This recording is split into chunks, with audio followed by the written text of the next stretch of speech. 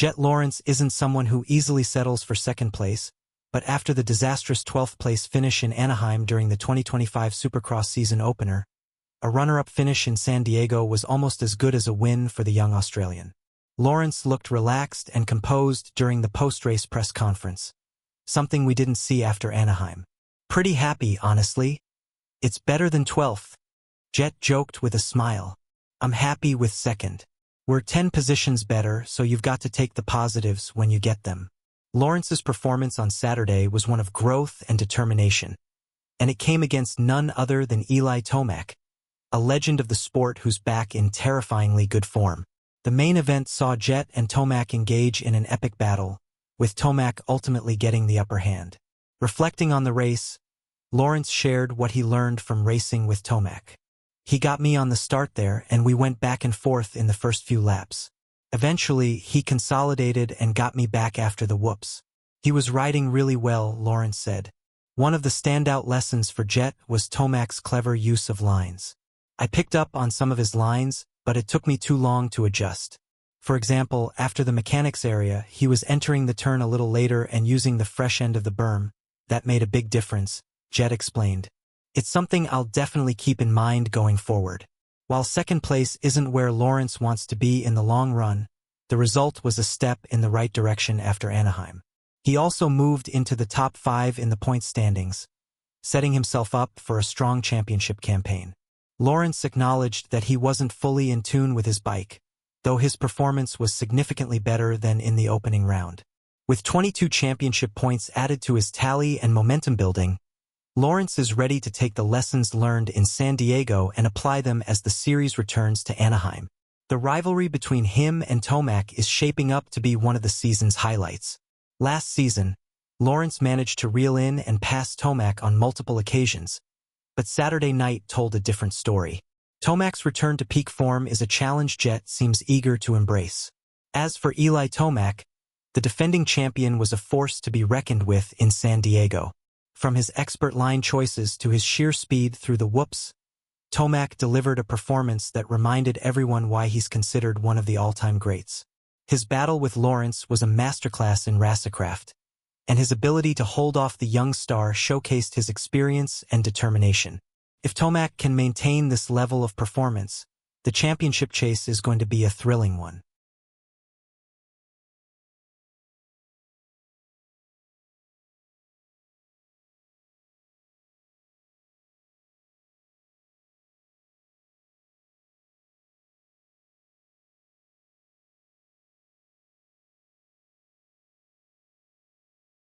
San Diego marked another night of frustration for Hayden Degan, who entered the 2025 season as a heavy favorite for the 250SX title.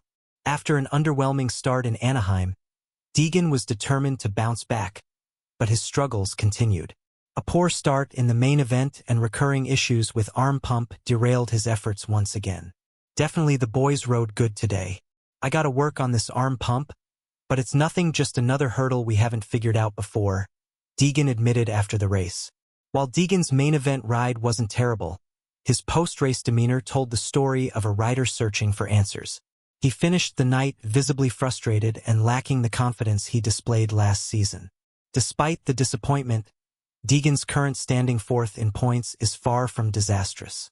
A win in Anaheim next week could reignite his season and re-establish him as a title contender. Meanwhile, the spotlight in San Diego belonged to Julian "Juju" Beaumer, who delivered a breakout performance to capture his first career Supercross win. The second-year KTM rider was calm and calculated throughout the night, showing maturity beyond his years. Beaumer's race strategy was a textbook example of patience and precision. Rather than forcing the issue early, he methodically worked his way to the front, ultimately securing a well-earned victory. Beaumer's rise adds a new layer of intrigue to the 250SX championship. With the red plate in hand, Beaumer heads into Anaheim as the points leader and a legitimate title contender.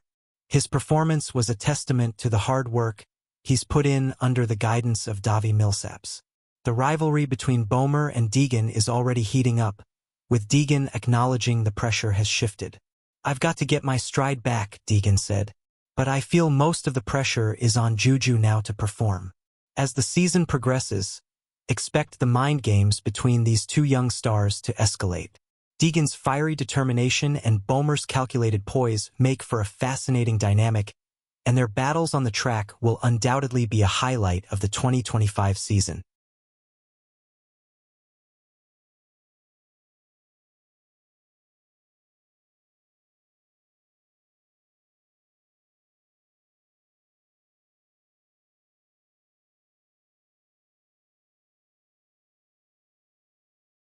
Chase Sexton's second outing of the 2025 season was nothing short of chaotic. The Honda HRC rider narrowly avoided disaster on the opening lap when Dylan Ferrandis nearly landed on him off the triple. While Sexton escaped unscathed from that close call, his night took a turn just 2 corners later when he went down in the corner before the whoops. "It was a chaotic night for me," Sexton admitted. "I fell on the first lap and had to do a lot of work to catch back up.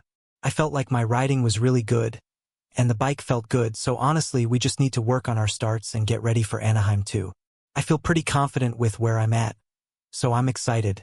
Despite the early setback, Sexton showcased his resilience and speed by clawing his way back to a respectable 6th-place finish. His ability to recover from the crash and work his way through the field demonstrated why he's considered one of the top contenders in the Premier class. Although Sexton lost the red plate after San Diego, he's only 1 point behind the championship leader, keeping him well within striking distance. His performance in San Diego, while not perfect, was a testament to his grit and determination.